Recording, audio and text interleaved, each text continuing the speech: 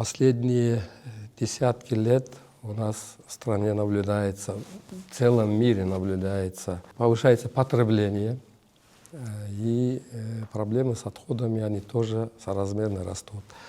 До прошлого года в стране исчислялся порядка 400 стихийных свалок. И по принятым мерам сегодня они сократились около 220. То есть ведутся такие направления работы по укрупнению и по усовершенствованию организации полигонов. Как я выше сказал, вот этим оператором РОП мы хотим именно улучшить управление отходов и утилизация именно таких особых вредных отходов. Тоже знаете, в целом регионе, в Центральной Азии, первый завод по утилизации отходов запущен. У него сейчас мощность переработки до 1200 тонн в сутки имеется, и при этом он вырабатывает до 30 мегаватт электроэнергии.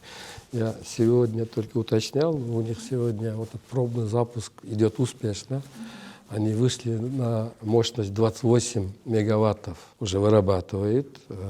Сегодня мусор около 1000 тонн там перерабатывается.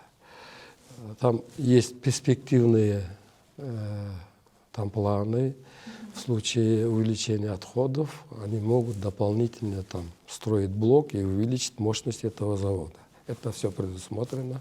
И тем самым в этом регионе, в Чуйской области, окраине Бишкека, можно считать, основные проблемы с отходами решены. С следующего года действующий полигон будет рекультивирован, будут начинаться рекультивационные работы, и весь мусор с этого региона будет направляться в этот завод.